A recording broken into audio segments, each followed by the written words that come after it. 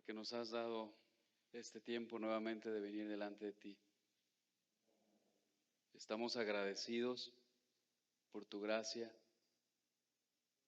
por tu fidelidad. Gracias por cuidar de nosotros, a pesar de nosotros. Gracias porque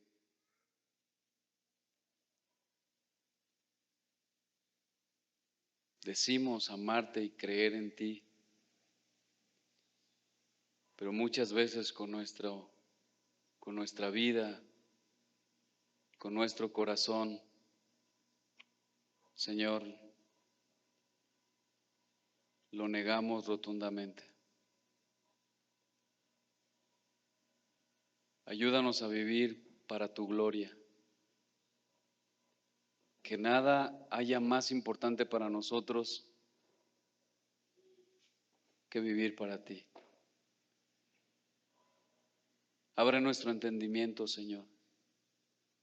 Que tu Santo Espíritu obre en nuestros corazones, en nuestras mentes, para poder entender tu palabra. Y Señor, ayuda al predicador en su debilidad,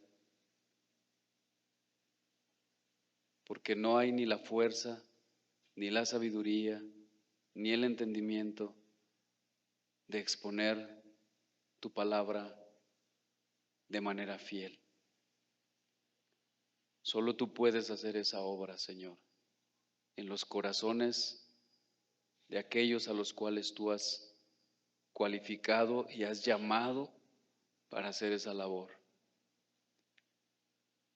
Ayúdanos, Señor. Te lo pedimos por nuestro Señor Jesucristo. Amén. Quiero que piensen esto. Bueno, antes déjenme recordarles nuestra serie, Sirviendo por su amor con amor. Este es nuestro tema número 11.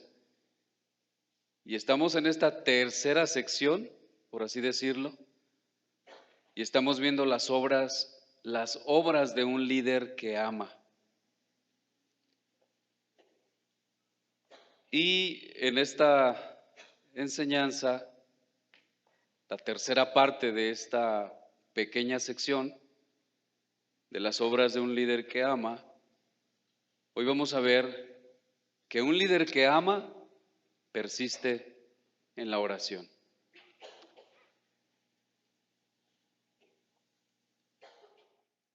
Y quiero que piensen esto.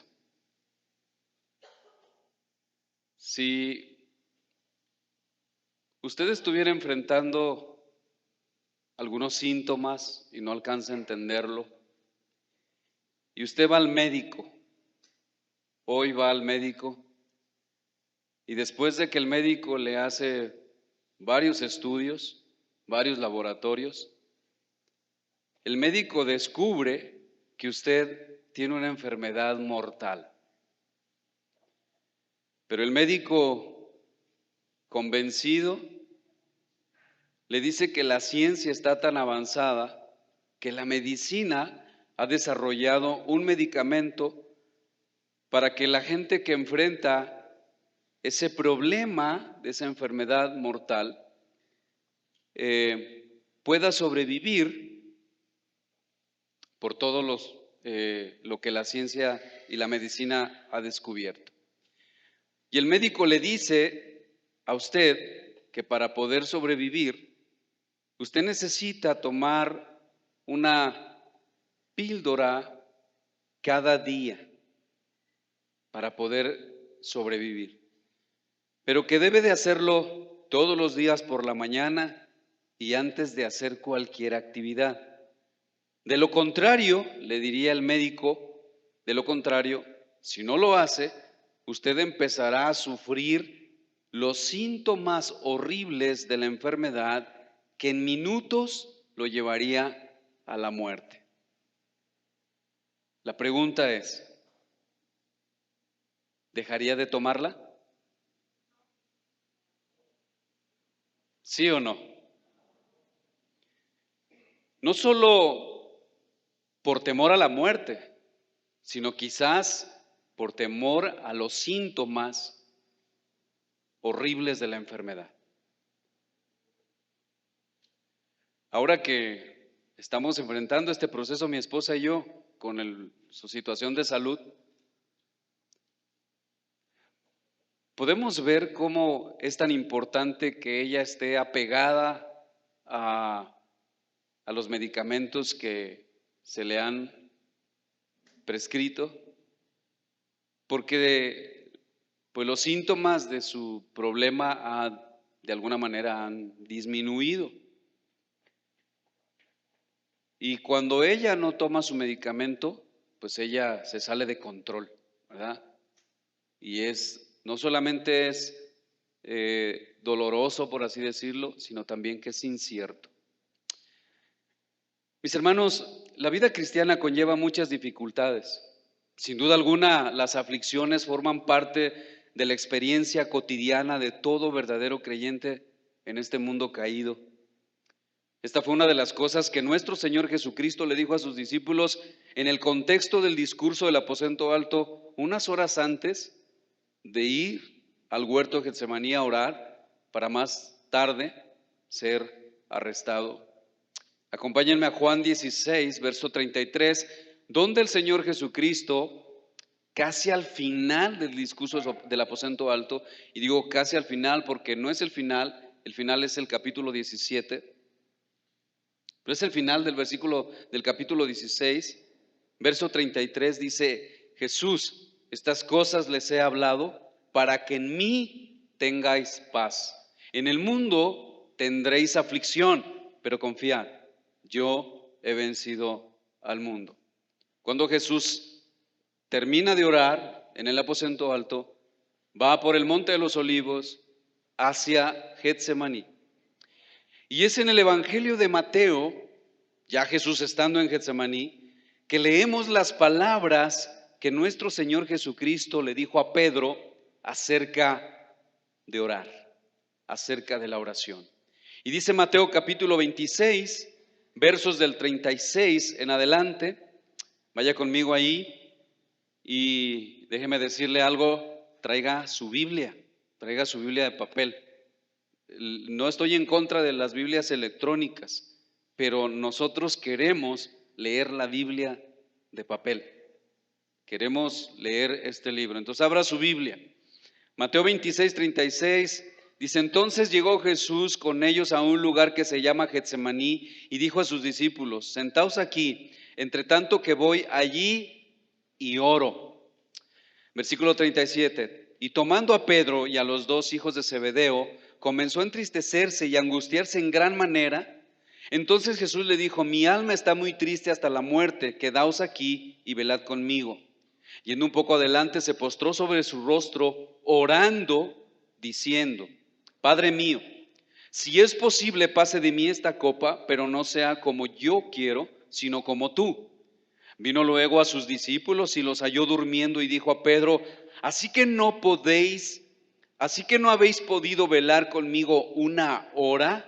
Velad y orad para que no entréis en tentación.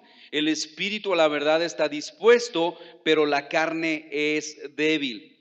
Otra vez fue y oró por segunda vez, diciendo: Padre mío, si no puede pasar de mí esta copa sin que yo la beba, hágase tu voluntad. Vino otra vez y los halló durmiendo, porque los ojos de ellos estaban cargados de sueño. Y dejándolos, se fue de nuevo y oró por tercera vez, diciendo las mismas palabras. Entonces vino a sus discípulos y les dijo: dormid ya y descansad. He aquí ha llegado la hora y el Hijo del Hombre es entregado en manos de pecadores. Levantaos, vamos. Ved, se acerca el que me entrega. Está hablando de Judas. No voy a exponer este texto. Recuerden que en esta sección estamos viendo algunas enseñanzas temáticas. No vamos a estar dando ahorita predicación expositiva por cómo se nos ha prestado esta serie. Pero hermanos, lo que debemos nosotros resaltar de estos textos es que Este pasaje enfatiza tanto la humanidad de Jesús en su tristeza y su angustia, pero también enfatiza su obediencia perfecta y su aceptación de la voluntad de Dios su Padre, mostrando que la victoria espiritual se logra a través de la oración y la sumisión a Dios y no de la autosuficiencia.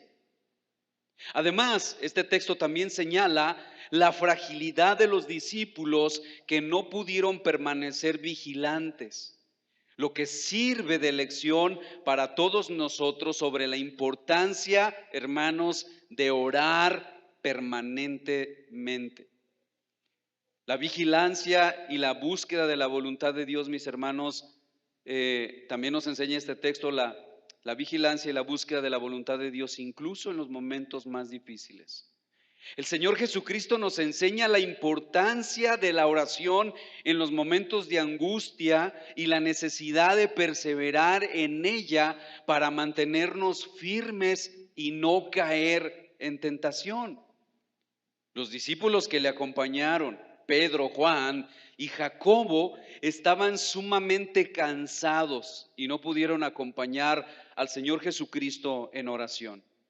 Y mis hermanos, así como fue difícil orar para los discípulos del Señor en aquellos momentos, sin duda alguna sigue siendo un problema para muchos creyentes hoy en día.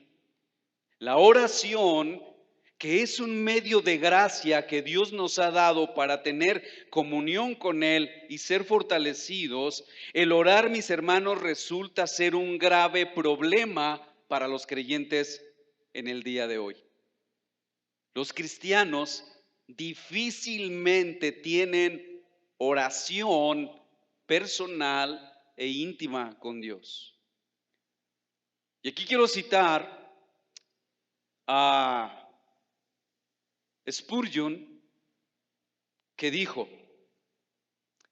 el lugar más cercano a la puerta del cielo es el trono de la gracia. Es el lugar donde Dios imparte su favor y misericordia a través de Jesucristo. Es el punto más íntimo y poderoso de conexión entre el creyente y Dios, más cercano a la presencia divina que cualquier otro lugar físico o espiritual. Dice Spurgeon, o dijo: pase mucho tiempo ahí solo y obtendrá mucha seguridad. Entre menos esté con Jesús, más superficial será su religión, contaminada con muchas dudas y con muchos temores y sin el resplandor del gozo del Señor. En vista de que la senda enriquecedora de la oración está a disposición del santo aún más débil, y el Señor lo invita a andar por ella, aunque no sea muy santo muchas veces, ocúpese, querido hermano, de andar con frecuencia en el camino de la devoción privada. Quédese mucho tiempo de rodillas, porque fue de esa manera que Elías logró que lloviera sobre los campos sedientos de Israel. Fin de la cita. Y el pastor Martin Lloyd-Jones nos recuerda que la oración puede ser una de las cosas más difíciles de hacer en la vida cristiana. Cuando un hombre le habla a Dios, está en su misma cima. Es la actividad más encumbrada del alma humana y por lo tanto es al mismo tiempo la prueba fundamental de la verdadera condición espiritual del hombre. Escuche esto. Yo no sé si usted está de acuerdo con esto, pero la persona que tiene al Espíritu Santo morando en ella, ora todos los días. ¿Por qué? Porque es Dios en ella. Por eso entiendo lo que dijo este hombre. Es la actividad más encumbrada del alma humana y por lo tanto es al mismo tiempo la prueba fundamental de la verdadera condición espiritual del hombre. No hay nada que diga tanto de la verdad, tanto la verdad acerca de nosotros como cristianos, como nuestra vida de oración en todas las cosas que hacemos en la vida. Fin de la cita. Así que mis hermanos, hoy, por la gracia de Dios y porque el Espíritu Santo en su soberanía quiso que hoy habláramos de este tema, hoy vamos a hablar de esto, de la vida de oración de un líder que ama. Y por supuesto, no solo de los líderes de la iglesia, sino de todos aquellos que como hijos de Dios tenemos un liderazgo en el hogar o donde quiera que el Señor nos haya puesto. Y para nuestra enseñanza veremos algunos aspectos muy importantes de nuestra vida de oración o de la vida de oración. Y lo primero que veremos, hermanos, es el amor es lo que impulsa al líder a orar fervientemente o constantemente. En primer lugar, el amor es lo que impulsa al líder a orar constantemente. En segundo lugar, veremos la prioridad de la oración en la vida de un líder que ama. Así que veamos en primer lugar, el amor es lo que impulsa al líder a orar constantemente. Y para esto vamos a leer Romanos capítulo 12, versículos del 9 al 12. Romanos 12, del 9 al 12 dice, el amor sea sin fingimiento, aborreced lo malo, seguid lo bueno.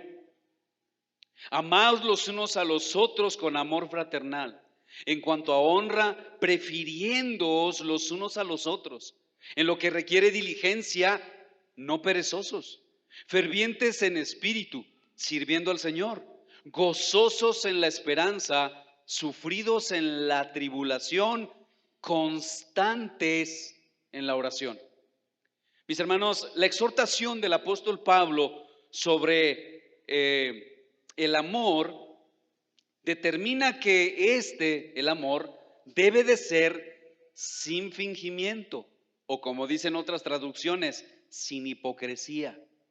En otras palabras, no se trata de un amor humano, sino del amor divino derramado en los corazones de cada creyente por la persona del Espíritu Santo, como dice Romanos 5:5. Usted lo puede anotar ahí. Es este amor la experiencia natural de la vida cristiana y es el distintivo universal de los verdaderos creyentes y es visiblemente reconocido por el mundo, como dijo Jesús en Juan capítulo 13, versículos 34 y 35. Un mandamiento nuevo os doy, que os améis unos a otros como yo les he amado. Y Jesús dice ahí que esa es la marca distintiva, porque en esto conocerán todos que sois mis discípulos. Y mis hermanos, el impulso del amor es la diligencia en el servicio, así como nuestro Señor Jesucristo, quien se entregó con diligencia hasta el extremo de dar su vida en la cruz. Por lo cual, hermanos, las actividades en la obra de Dios dentro del ámbito de la iglesia no deben tener demora alguna. Es decir, nosotros no nos debemos tardar en hacer la obra del Señor. Y en lo que respecta, mis hermanos, a la oración, mis hermanos, mucho menos. ¿Por qué? Porque sabemos, mis hermanos, que la vida cristiana conlleva dificultades y que la aflicción o que las aflicciones forman parte de la experiencia cotidiana de todo cristiano. En otras palabras, la vida cristiana es una lucha constante. Las aflicciones o tribulaciones son elementos comunes en la vida de todos los creyentes de una forma o de otra.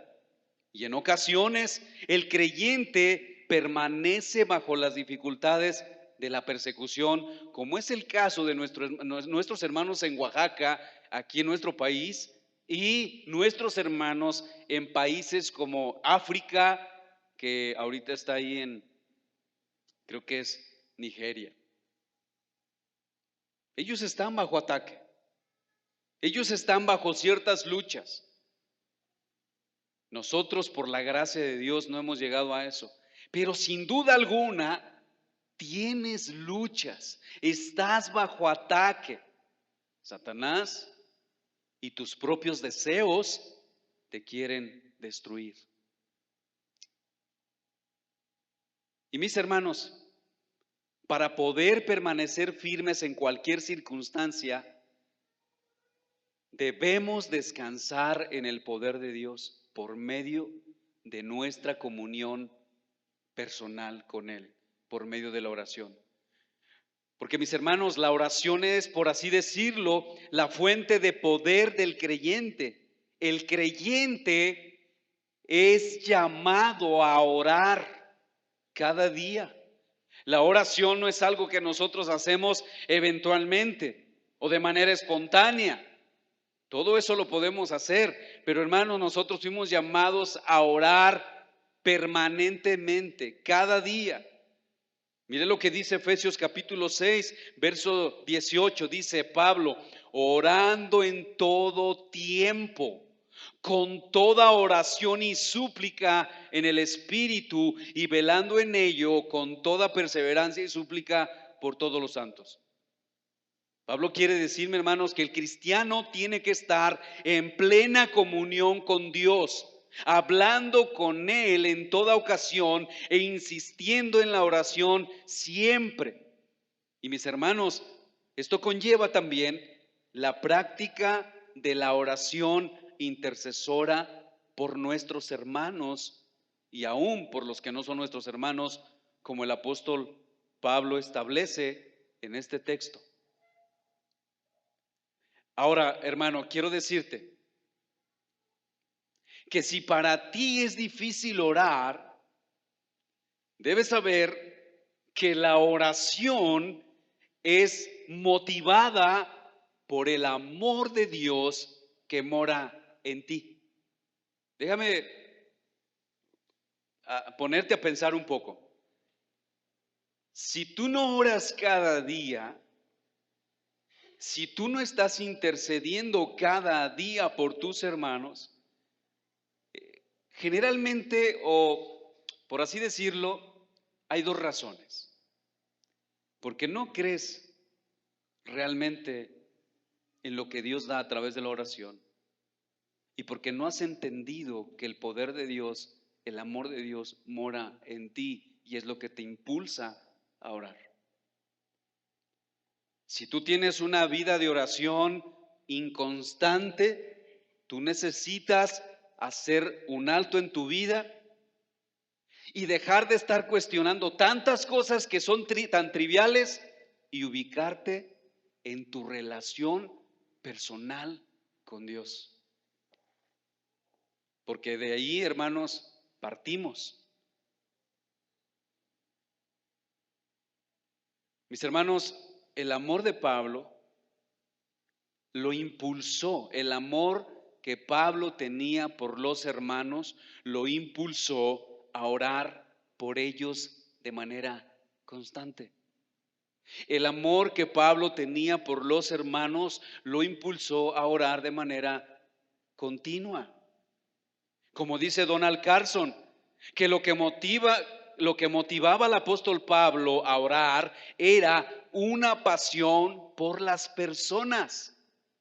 Y describe el amor de Pablo por los nuevos creyentes en Tesalónica diciendo: aquí vemos un cristiano tan comprometido por el bienestar de otros cristianos, especialmente nuevos cristianos, que simplemente está ardiendo interiormente para estar con ellos, para ayudarles, para nutrirlos, para alimentarlos, para estabilizarlos, para establecer un fundamento adecuado en ellos.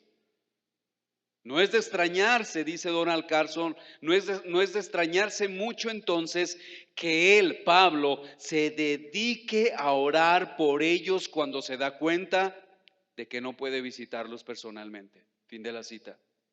Mis hermanos, La pasión del apóstol Pablo nos desafía a crecer en amor, de modo que rebose en oración intercesora por otros. La oración de Pablo es el producto de su pasión por las almas. Su actitud piadosa en oración, mis hermanos, no es un emocionalismo repentino, sino el derramamiento de su amor por sus hermanos y hermanas en Cristo Jesús. Eso significa, mis hermanos, que nosotros debemos mejorar nuestra vida de oración. Debemos fortalecer nuestro amor. Debemos mejorar nuestra vida de oración. Piensa, ¿cómo es tu vida de oración?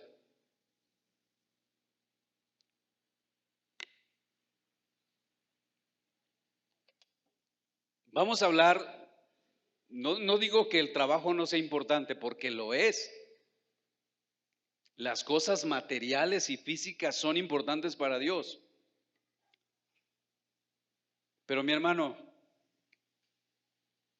¿qué es más importante, estrictamente hablando, para tu vida?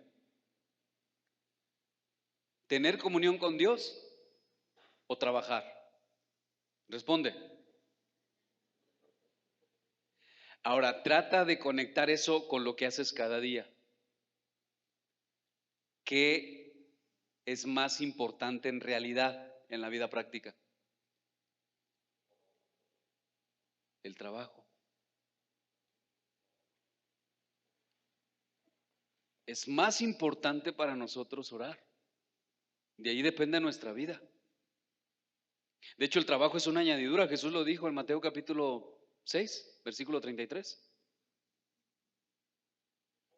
Pero para nosotros, mis hermanos, para nosotros es más importante lo que nosotros hacemos de manera autosuficiente sin depender de Él. Eso es lo que nosotros hacemos cuando nosotros no oramos. Nosotros debemos mejorar nuestra vida de oración. Y a medida, mis hermanos, que crezcamos en el amor disciplinado y abnegado, también creceremos en nuestra oración intercesora por nuestros hermanos. Pablo es un ejemplo de un líder amoroso, hermanos, que se dedicó a la oración. Al estar impulsado por el amor a orar, Pablo no solo oraba por los que eran salvos, sino también por los perdidos. Pablo ardía con amor por Israel y oraba por salvación para ellos. De ahí que Pablo escribe en Romanos 10, verso 1: hermanos, ciertamente el anhelo de mi corazón y mi oración a Dios por Israel es para salvación. Sin duda, mi hermano, escuchen esto, la visión de Pablo, que Pablo tenía de Dios, era amplia en gran manera. Es por eso que Pablo ora con la certeza de que Dios responderá sus súplicas. Por eso más adelante vamos a ver cómo Pablo le pide a los hermanos que oren por él cuando él va caminando a las misiones para que él sea guardado. Porque él sabe que si la iglesia ora por él, Dios lo guardará. Hermanos, nosotros no oramos porque en verdad tenemos una visión extremadamente pequeña de quién es nuestro Dios. Nosotros oramos quizás con la condición de decir, bueno, quizás Dios responderá. Pero la palabra de Dios dice que si nosotros oramos a Dios pidiendo conforme a su voluntad, Él lo hará. Pero tiene que ver mucho la condición de nuestro corazón. Por ejemplo, imagínense a un esposo pidiéndole a Dios que cambie a su esposa para él. Señor, cámbiala, que sea amorosa, paciente. Él está pensando en él, no está pensando ni siquiera en la persona. Está pensando en él. Es que yo quiero que llegue en la mañana y me diga, mi amor, llegué de trabajar de madrugada, en la noche, llegué en la mañana, y mi esposa me dice, mi amor, ya están tus chilaquiles.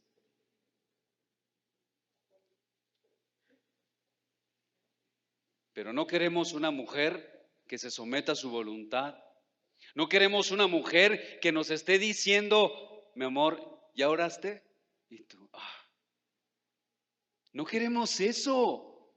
No queremos una mujer que nos diga, mira lo que dice la palabra. No, queremos una mujer que Dios la haga a nuestra conveniencia. Mis hermanos, la visión de Pablo era en extremo amplia. Es por eso que él oraba con la certeza de que Dios respondería a sus súplicas. ¿Y qué decir, mis hermanos, del Señor Jesucristo? Él mismo, el amor encarnado, da ejemplo de una vida de oración. Basta con leer los evangelios para darnos cuenta de que Jesús, la segunda persona de la Trinidad, fue un hombre de oración.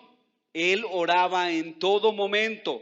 Lo hacía de un modo diferente a la actitud ritualista de los fariseos, de modo que los discípulos le pidieron que los enseñara a orar. Jesús oraba por gratitud. No vamos a ver todos los textos, anótelos. Juan 11:41.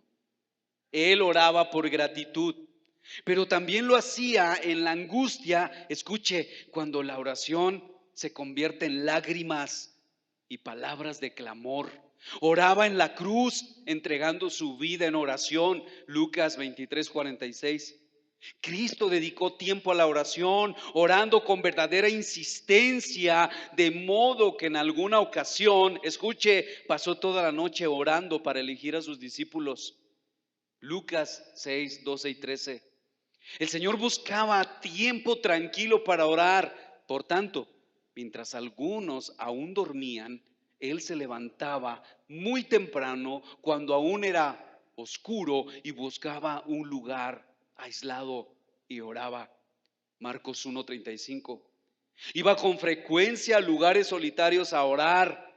Lucas 5:16. El Señor oraba en todo tiempo. De hecho, hermanos, su ministerio comenzó en oración. Lucas 3:21. En el momento crucial de la agonía oró intensa y largamente. Lucas 22:42. También hizo oración con gran clamor y lágrimas. Hebreos 5:7. Cristo oraba también en intercesión por los suyos, a favor de otros, pidiendo por ellos. Yo ruego por ellos. Juan 17:9. Oraba al Padre que los guardara en su nombre para que fueran uno. Juan 17:11. Oraba que los guardara del mal. Juan 17:15. Oraba que los santificara en su verdad. Juan 17:17. Pero también su oración se extendía a todos los creyentes de todas las épocas. Es decir, oró por todos nosotros. Juan 17:20 dice, no ruego solo por estos, sino también por los que han de creer en mí por la palabra de ellos. Mis hermanos, es un ejemplo poderoso para todos nosotros dedicarnos a la oración. Si Cristo, la segunda persona de la Trinidad, tuvo una vida de oración, ¿cuánto más nosotros? Vean la escena, Getsemaní. Dios, en la persona del Hijo, en la segunda persona de la Trinidad, clamando al Padre.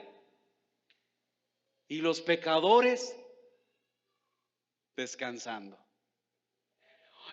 Si nosotros somos objetivos, ¿quiénes serían los que deberían de estar clamando, rogando y suplicando? Los discípulos, no Jesús. Mis hermanos, debemos dedicarnos a la oración. Si Jesús, el Dios encarnado, la segunda persona de la Trinidad, pasó una vida de oración, ¿cuánto más nosotros, pecadores débiles, culpables? Por lo tanto, cada líder, escuchen hermanos líderes, cada líder y cada creyente donde Dios ha derramado su Santo Espíritu, debe de hacer de la oración su vida. ¿Escucharon, hermanos? cada líder y toda persona donde el Espíritu de Dios ha sido derramado debe de hacer de la oración su vida. No solo porque Dios nos escucha, como dice Jeremías 29, 12 y 13, entonces me invocaréis y vendréis y oraréis a mí, y escuchen, y yo os oiré, y me buscaréis y me hallaréis, porque me buscaréis de todo vuestro corazón. No solo por eso, sino también porque es un mandamiento con promesa. Jeremías 33:3. Clama a mí, ahí está el mandamiento. Clama a mí. Mis hermanos, el orar no solamente es una necesidad nuestra de estar con Dios, es un mandato. Dejar de orar es pecado, es pecado. Ahora, mis hermanos, ¿podríamos decir que es uno de los pecados respetables? ¿Sí o no? Sí. Porque hay problema con el adulterio, hay problema con el alcoholismo, hay problema con los ladrones, hay problema con los homosexuales, hay problema con todo eso, pero no hay problema con dejar de orar. Eso no es tan grave. Sí, hermano, es pecado. Es pecado.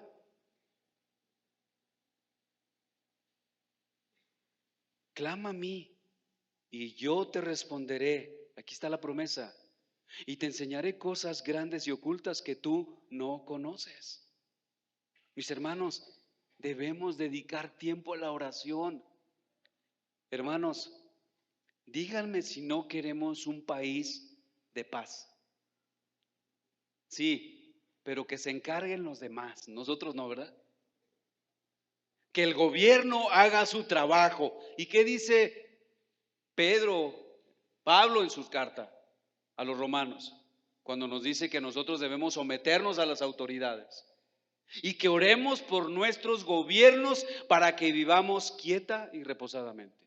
Pedro también nos dice en su primera carta que debemos someternos a nuestras autoridades. Pero hermanos, a nosotros se nos encargó que intercediéramos por ellos, que oráramos a Dios para que ellos tomen buenas decisiones, que levante hombres alrededor de los gobiernos para que ellos puedan ejercer su oficio con integridad. Mis hermanos, ellos necesitan el evangelio también. La presidenta de nuestro país necesita a Jesucristo. Yo no sé, le ha sido indiferente lo que ella hizo cuando le pasaron ahí las ramas de pirul y humo y huevo y todo eso. ¿Sabe lo que estaba haciendo? Mis hermanos, ella nos representa a nosotros. Así que todo lo que ella haga, todo nos perjudica a nosotros, porque nos representa como presidente. Si ella toma decisiones equivocadas, mis hermanos, si ella endeuda al país, nos endeudó a todos. De la misma manera, si ella le ha entregado al país, a los chamanes y a no sé quién más, hermanos, eso es grave. ¿Y qué está haciendo la iglesia? Ahora, quiero preguntarle, de verdad, ¿cuánto tiempo pasa orando usted, no solo por su iglesia, sino también por los perdidos, incluyendo a su presidenta? A su presidenta. ¿Cuánto tiempo?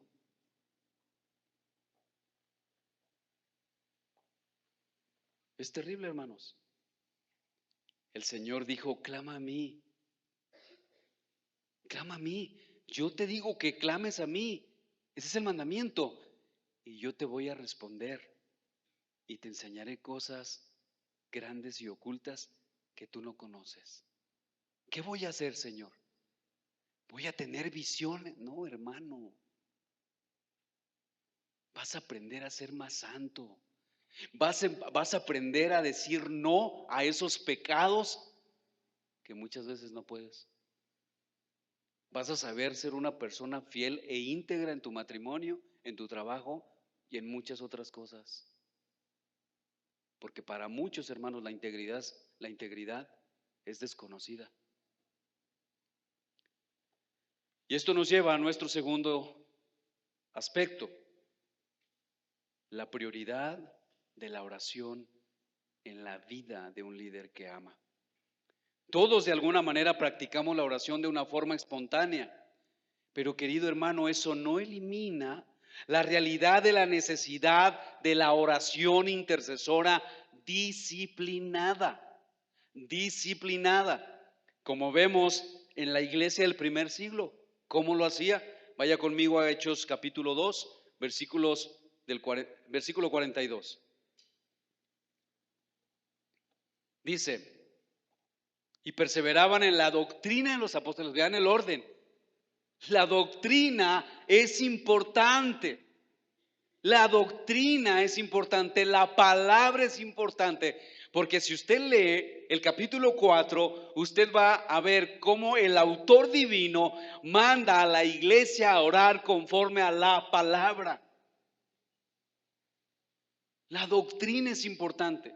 Por eso el autor de Hechos, que es Lucas, comienza diciendo esto: y perseveraban en la doctrina de los apóstoles, en la comunión unos con otros, en el partimiento del pan y, escuche, en las oraciones.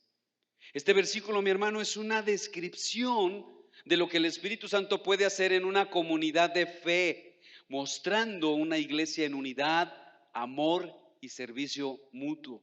Y nos muestra 4 pilares que la sostienen. Primer pilar, enseñanza de los apóstoles, la palabra de Dios. Permanecían firmes en las doctrinas bíblicas que ellos habían recibido. Segundo pilar, la comunión o la coinonía, es decir, compartían no solo sus bienes, sino su vida entera, sus necesidades y sus alegrías. Tercer pilar, el partimiento del pan, celebraciones que incluían la cena del Señor y comidas compartidas. Y cuarto pilar, la oración, una vida de oración constante, tanto personal como comunitaria. Mis hermanos, cuando nuestro corazón se ve sobrecogido por la realidad de lo que Dios es, de que el Señor es el soberano y el Señor y dueño de todo el universo, eso transforma por completo la manera en cómo nosotros buscamos relacionarnos con Dios de una forma constante. Por eso, mi hermano, la disciplina de la oración depende de nuestra confianza y de cuánto nosotros conocemos a Dios. Y hermano, ese conocimiento de Dios solo es posible obtenerlo por medio de su palabra. Y mis hermanos, porque la oración, además de ser nuestra responsabilidad, es un asunto del Espíritu Santo. Por eso es necesario mantener fidelidad en la oración. Cada creyente debe de hacerlo, pero aún más el liderazgo de la iglesia.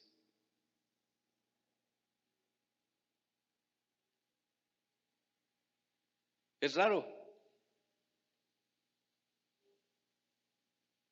Podemos hablar de muchas cosas, pero generalmente queremos tener una apariencia de piedad. Es difícil que el liderazgo muchas veces venga y diga: hermanos, tengo una semana sin orar, porque sabemos lo que eso representa, pero debemos hacerlo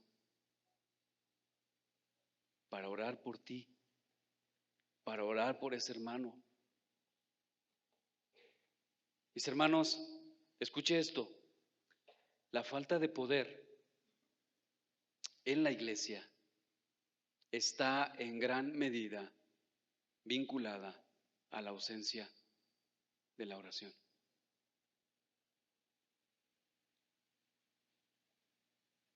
Es por esto que Pablo apela a los creyentes en Roma para que luchen activamente en oración a Dios por su protección en su viaje misionero. Dice Romanos 15:30, pero os ruego, hermanos, por nuestro Señor Jesucristo, y escuche, por el amor del Espíritu. Hermanos, la oración está relacionada con el amor del Espíritu Santo morando en nosotros.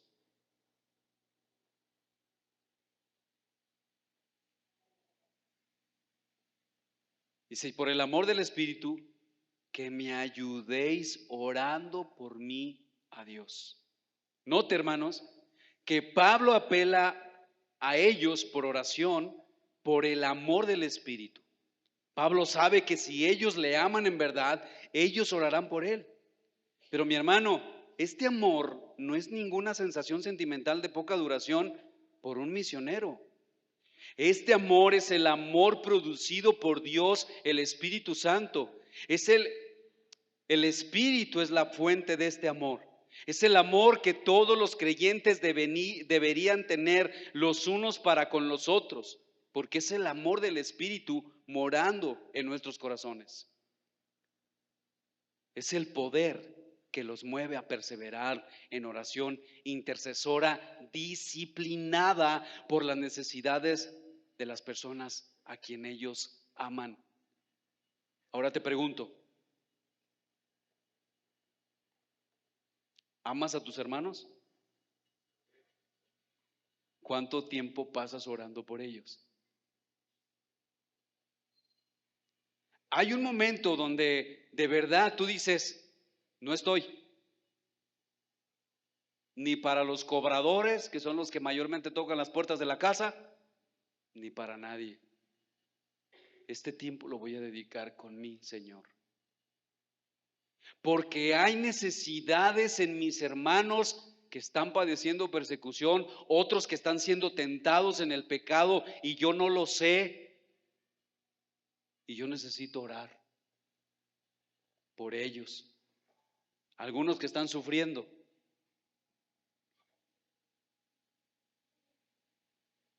Mis hermanos, la disciplina en la oración es un desafío, pero es urgente en la actualidad en nuestra vida, porque la vida tan ocupada deja poco tiempo para la oración, a menos que nosotros, mis hermanos, hagamos de la oración una prioridad y hagamos planes para ello. Es demasiado común para los líderes descuidar este ministerio de oración, tanto el orar por otros como el orar con otros. Un autor ha dicho, si hay una doctrina de la cual solo hablamos, pero sin ponerla en práctica en nuestras iglesias, tiene que ser la doctrina de la oración. Yo mismo, dice, he ministrado en miles de iglesias, en Europa, Norteamérica y alrededor del mundo, y nunca he dejado de asombrarme ante el descuido de la oración corporativa, sincera y verdadera. Hay algunas hermosas excepciones, pero ellas son pocas en comparación con todas las iglesias que no oran de manera corporativa. Mis hermanos, oremos más. Cuando nosotros convocamos a la oración es porque también queremos que Dios responda a tus necesidades. Hermanos, necesitamos rogar a nuestro Dios que podamos vivir en este país quieta y reposadamente. Y si tú y yo no clamamos a Dios, escúchame, hermano, esto se va a ir endureciendo más. Cuando Jesús dijo que nosotros éramos la sal y la luz del mundo, mis hermanos, esto es muy importante que tú lo entiendas, porque la sal preserva. En otras palabras, la sal no permite que se pudra. Por ejemplo, en la antigüedad, la comida preserva. En ese sentido, mis hermanos, nosotros fuimos dados como sal al mundo para que el mundo no se siga pudriendo. Y es triste decirlo, pero la iglesia de Cristo se está pudriendo con el mundo.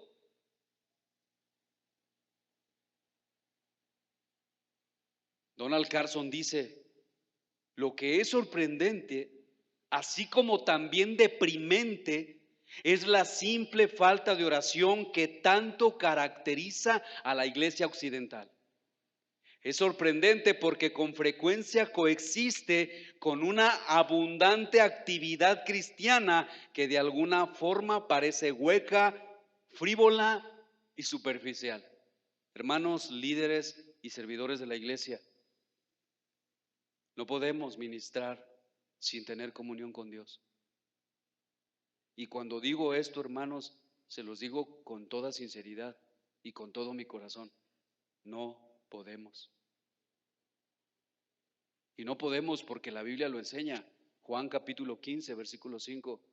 Yo soy la vid, ustedes las ramas, permanezcan en mí. Jesús dijo, el que permanece en mí y yo en él, este lleva mucho fruto, porque separados de mí, nada podéis hacer. Mis hermanos, la falta de oración intercesora no solo es una señal de falta de amor, sino que es una indicación de que hemos fracasado en ver las oscuras realidades espirituales que nos rodean. Hermanos, el pleito no es contra nosotros. El problema no es contra los hermanos que tienen diferentes pensamientos a nosotros y doctrinas. No, a menos de que sean doctrinas fundamentales. En eso sí son nuestros enemigos. Pero si piensas solamente diferente a ti, hermano, ellos no son tus enemigos. Deja de pensar como niño y empieza a buscar tu comunión con Dios, que te lleva a amar a aquellos que son tus hermanos, pero que piensan distinto. Pero nuestra lucha no es con ellos. Nuestra lucha es contra nosotros mismos, nuestros deseos, nuestros pecados, nuestros impulsos, pero también, mis hermanos, contra Satanás y sus demonios y todas las filosofías que se están levantando en contra del cristianismo. En eso hemos fracasado, hermanos, en discernir cuál es nuestro verdadero problema. En otras palabras, no estamos apercibidos de que estamos en una batalla constante. La oración es crítica debido a que nosotros estamos en guerra contra los poderes cósmicos sobre esta oscuridad presente, contra las fuerzas espirituales de maldad de los lugares celestiales, como dice Pablo en Efesios 6:12. Por lo cual, mis hermanos, un líder jamás debe ser líder sin oración. De hecho,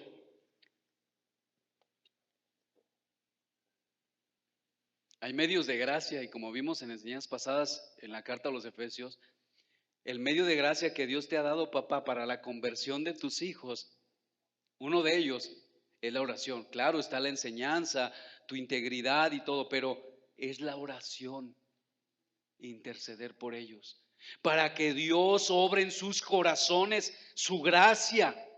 Y mis hermanos, tristemente,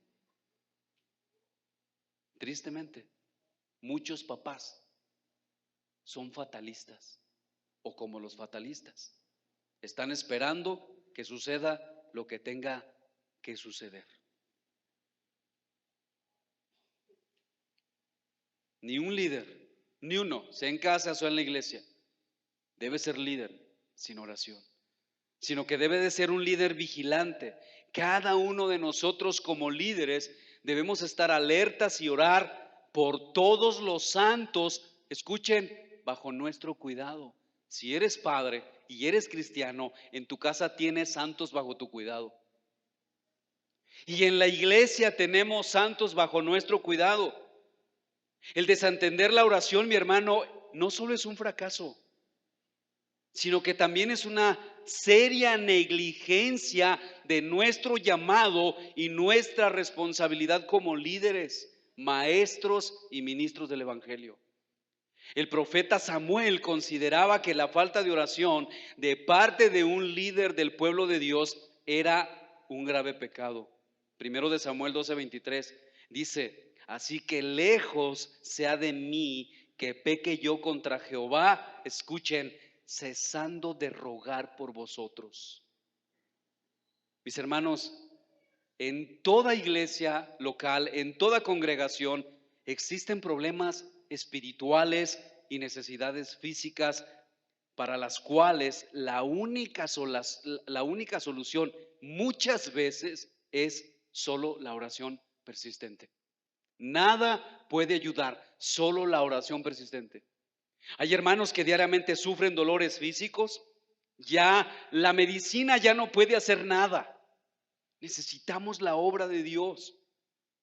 Algunos que enfrentan enfermedades que amenazan sus vidas, otros que tratan con problemas familiares angustiosos, otros que necesitan oraciones porque batallan con adicciones o pecados que los están esclavizando, arruinando su relación matrimonial o familiar. Algunos todavía ni siquiera nacen de nuevo y necesitan salvación. Y mis hermanos, debemos orar. Debemos orar. Los mejores maestros y predicadores, hermanos, se esfuerzan por mejorar sus métodos de enseñanza. Los líderes y administradores competentes continuamente están buscando cómo mejorar sus capacidades de liderazgo. De la misma manera, los líderes deberían trabajar para mejorar su ministerio de oración intercesora. Pero para poder orar y pedir a Dios, mis hermanos, por las necesidades de otros, debemos conocer sus necesidades. Y para esto, hermanos, es necesario conocer algunas sugerencias que nos van a ayudar a orar. No solamente a conocerlas, ¿cómo podemos hacerlo para conocerlas? Sino que nos van a ayudar a comenzar a orar por nuestra iglesia y por las personas a quienes muchos de nosotros estamos enseñando y estamos guiando en el camino del Señor. Para orar inteligentemente, mis hermanos, necesitamos información. Necesitamos las peticiones de oración comunes. Hudson Taylor, un misionero con extensa experiencia en perseverar en oración por cientos de misioneros en las situaciones más difíciles, enseñaba que la información de los misioneros era de vital importancia para mantener la oración viva en las iglesias locales. Es decir, las iglesias locales necesitaban conocer las circunstancias en las que se encontraban los misioneros para orar. Y el biógrafo de Hudson Taylor escribe: cuando los cristianos supieron lo que estaba sucediendo, estaban unidos en un mismo sentir. Cuando se sentían fuera de contacto, sus dones y aún sus oraciones parecían disminuir. En muchos casos, la información los guiaba aún a dedicar sus vidas por completo. Fin de la cita. Miren, hermanos, un año tenemos orando porque Dios levante los nuevos diáconos de los ministerios que están ahí con esa necesidad. Un año. Y yo les quiero preguntar, ¿por qué el Señor no ha obrado? ¿Será porque Dios está retrasando eso a pesar de nuestras oraciones? ¿O será que nosotros no estamos orando por eso?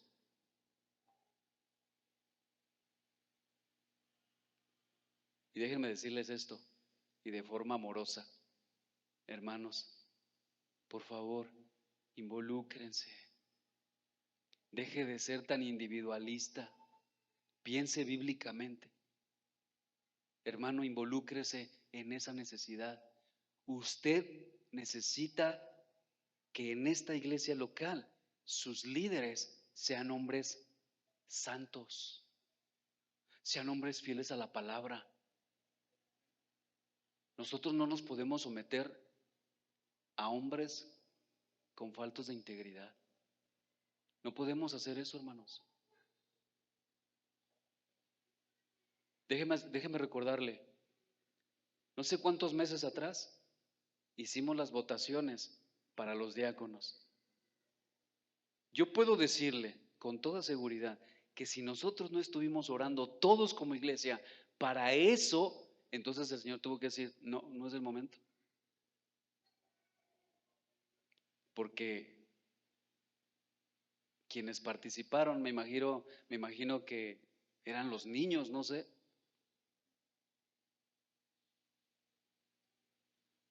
¿Sabe por qué no podemos votar por nuestros hermanos? ¿Saben por qué? ¿Quiere que se lo diga? Porque no lo conocemos.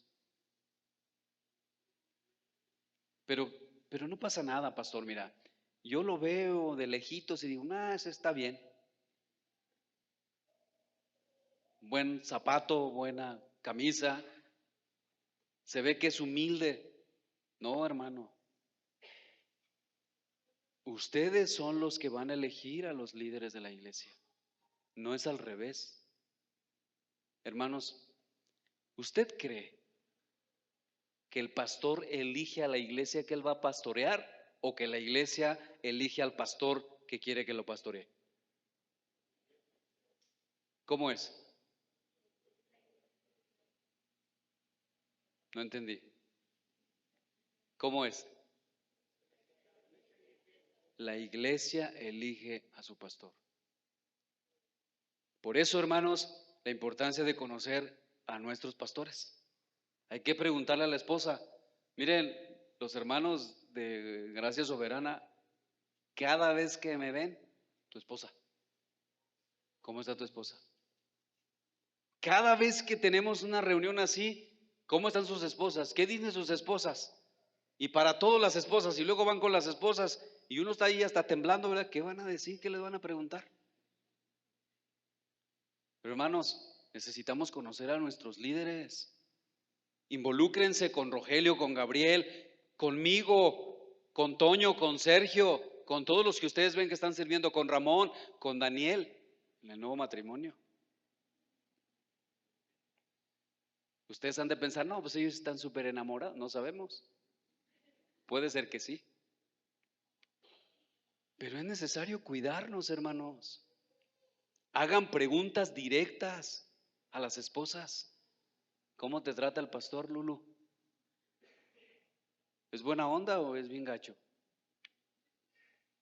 Porque si no pastoreo bien el corazón de mi esposa, eso me descalifica, hermanos, para pastorear la iglesia. Definitivamente. Y está en la Biblia. Mis hermanos, entonces, si usted es un líder y en verdad ama, escuche, si usted es líder y en verdad ama, deliberadamente usted debe de hacer un esfuerzo por enterarse de las necesidades verdaderas de quienes usted guía y enseña y de todos aquellos que están a su alrededor. No suponga que conoce los problemas y las preocupaciones de los hermanos. Hermano, al amor que es el Espíritu de Dios en nosotros, le importa y quiere saber lo que sucede. Esto moverá a su corazón a orar y ayudará a darle vida a sus oraciones. Permita que las personas sepan que usted ora por ellas y necesita sus peticiones de oraciones.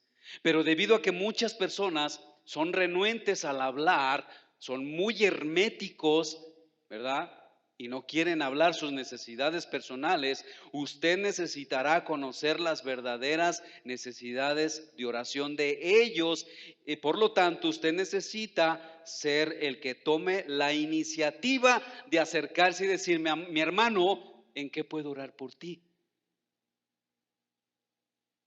Le aseguro que ni uno de nosotros, empezando por mí, le va a decir, yo quiero que sigas orando porque yo no peco ni un solo día. No quiero pecar nada, nada. Nadie va a decir eso. Todos vamos a decir, hermano, yo estoy luchando con esto, por favor ora por mí. Se lo puedo asegurar. A menos de que yo esté equivocado y yo esté en otra dimensión o en otra situación y que todos aquí ya estemos en el cielo. Pero mi hermano, si estamos de este lado de la eternidad, cada uno de nosotros tenemos una razón por la cual queremos que oren por nosotros. Pero no les diga a las personas que va a orar por ellas y luego no lo haga. Esto es hipocresía. El amor genuino toma las promesas de oración en serio y las cumple conforme a lo prometido. Entonces, hermano, acérquese, pregunte a los hermanos, ¿qué te puedo ayudar? Y lleve una libreta. Lleve una libreta, porque yo soy culpable de eso, hermanos. De verdad, yo no tengo una mente fotográfica y de repente no anoto las cosas y se me olvida. Haga una lista de oraciones para lograr un trabajo eficaz en la oración por otras personas. Usted necesitará desarrollar una lista de oración con nombres y necesidades. Puesto que la mayoría de nosotros no tenemos una mente fotográfica, necesitamos poner por escrito todo lo que se solicita orar. Si usted está entre los que son responsables de toda nuestra congregación, tendrá que orar por muchas personas y necesidades, y muchas tendrán que ser específicas. Para hacerlo de manera eficaz, usted puede ir al directorio o el libro de asistencia de nombres de las personas de nuestra iglesia para, de una forma consciente y sistemática, usted esté orando por todos los santos. Efesios 6:18 otra vez dice, orando en todo tiempo, con toda oración y súplica en el Espíritu, y velando en ello con toda perseverancia y súplica por todos los santos. Ore por los misioneros también, como dice el versículo 19 y 20 de Efesios 6. No se olvide de anotar también a sus enemigos en la lista de oración, pero no le pida a Dios que los elimine, dígale que los ilumine. Que el evangelio sea traído a sus corazones, pero que use su vida de usted. Jesús dice que debemos amar a nuestros enemigos y debemos orar por ellos también. Mateo 5:44 dice, pero yo os digo, amad a vuestros enemigos, bendecid a los que os maldicen, haced bien a los que os aborrecen y orad por todos los que o por los que os ultrajan y os persiguen. Hermano, yo te quiero preguntar, ¿tú oras? ¿Tienes una oración disciplinada? Si la oración, hermanos, es lo que nos sostiene de pie, espiritualmente y de todas las formas, yo te pregunto, si no oras, ¿cómo te sostienes? ¿Cómo permaneces de pie ante una vida, por así decirlo, sedentaria? Es decir, sin oración. No hay una vida activa en la oración. ¿Cómo te sostienes, mi hermano? Sabes que de ahí se derivan muchas cosas. Porque además, no solo debemos orar, debemos hacerlo conforme a la palabra. Y quiero que me acompañe, y con esto voy a terminar, a Hechos capítulo 4, que no está en mis notas, hermano, pero quiero compartirlo esto, porque es importante orar conforme a la palabra.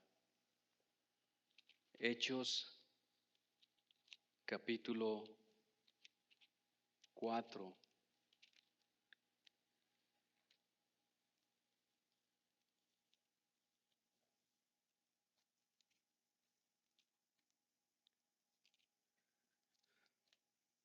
El versículo 23. Mire lo que hace la iglesia en el primer siglo.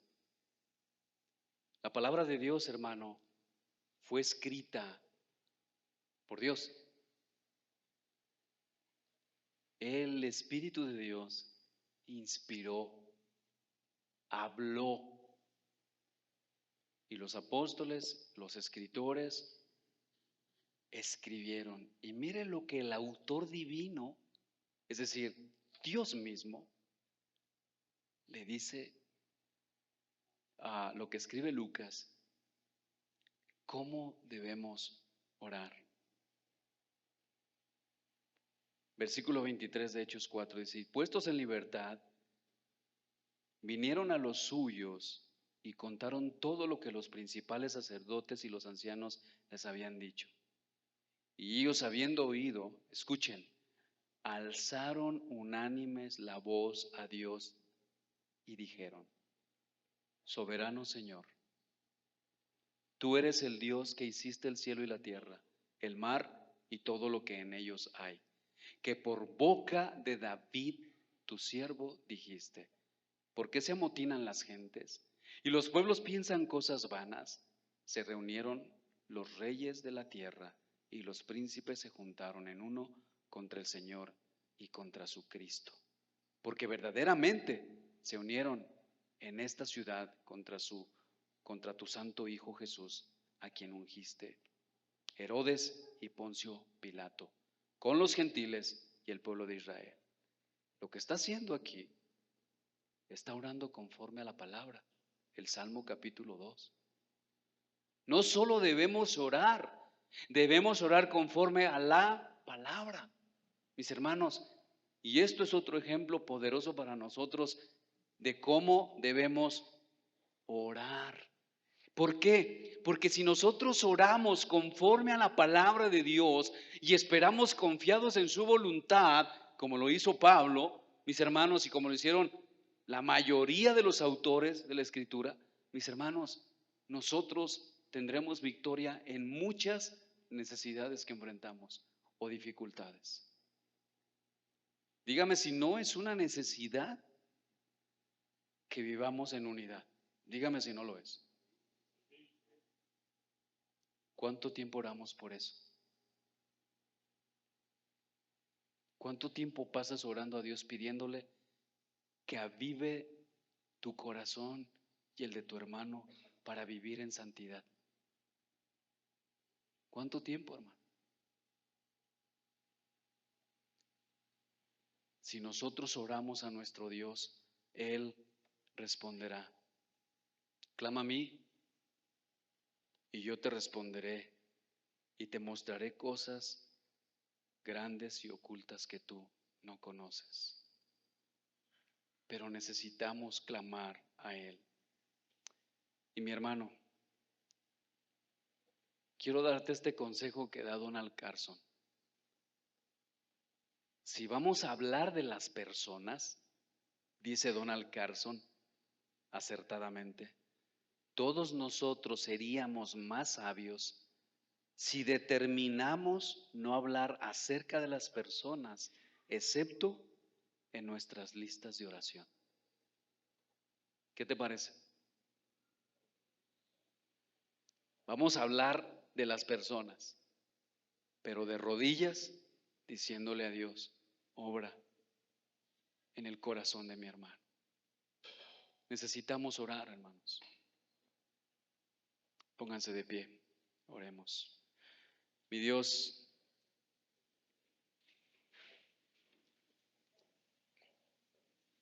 necesitamos como iglesia, de manera individual y colectiva, orar más. Señor, te pedimos que obres en nuestros corazones, que nos hagas conscientes de esta enorme necesidad en nuestras vidas, de orar constantemente, de interceder de una forma disciplinada, que podamos apartar tiempo, así como si fuésemos al médico hoy y el médico descubre en nosotros una enfermedad mortal, pero que la ciencia, en la medicina, Señor, ha creado un medicamento, una pastilla, una píldora que se tiene que tomar la persona con esa enfermedad mortal todos los días. para poder sobrevivir. Señor, no dejaríamos de tomarlo. Estoy seguro que nos apegaríamos de una forma religiosa a rajatabla para no perder un solo segundo, Señor, antes de tomar ese medicamento. Haríamos horarios, pondríamos 1, 2 o 3 o 4 alarmas si fuera necesario, por si no escuchamos la primera, la segunda. Haríamos cualquier cosa porque no queremos enfrentar los síntomas horribles que llevan a la muerte de esa enfermedad. Señor, nuestra falta de oración no solo evidencia nuestra falta de amor, sino el fracaso que hemos tenido en estar conscientes de que estamos en una guerra, en una batalla todos los días. Y mi Señor, el problema no es las filosofías que se están levantando. El problema no es todo lo que aquellos hombres y mujeres que no te conocen están creando en contra de tu palabra. Ese no es el problema. El problema, Señor, es que todo eso se está infiltrando en la iglesia. Así como la individualidad de este mundo caído, así la iglesia hoy quiere ser individualista. Señor, por favor, perdónanos. Perdónanos porque no nos damos cuenta de que estamos desmembrando el cuerpo de Cristo. Porque no nos damos cuenta de que estamos separando el cuerpo de Cristo. Y de que la iglesia no será eficaz si el cuerpo de Cristo es dividido, es desmembrado, es segregado. Señor, ayúdanos a orar más, a estar en unidad, Señor, a caminar con ese deseo de buscarte todos los días. Señor, necesitamos de ti, necesitamos de tu espíritu, aún para nuestro trato en el hogar, aún con aquellas personas que decimos que tanto amamos. Necesitamos de ti, Señor, para amar a nuestras esposas, para amar a los esposos, para amar a los hijos, para amar, Señor, a nuestros vecinos, para amar a la iglesia. Necesitamos, Señor, orar y orar. Necesitamos rendir nuestro corazón, queridos hermanos, nuestras vidas. Hermano, tú y yo no tenemos un problema con la sociedad cuando no oramos. Tenemos un problema en nuestro corazón para con Dios, y eso por supuesto se deriva en problemas para con la sociedad, porque somos débiles, frágiles, y empezamos a pensar de una forma mundana. Señor, que tu espíritu obre en nuestros corazones y en la vida de cada líder de esta iglesia, incluyendo a todo papá y a todo aquel que tenga un ministerio de liderazgo, sea en el trabajo, donde sea, Señor, porque sin ti no podemos hacer nada. Te damos gracias en el nombre de Jesús. Amén.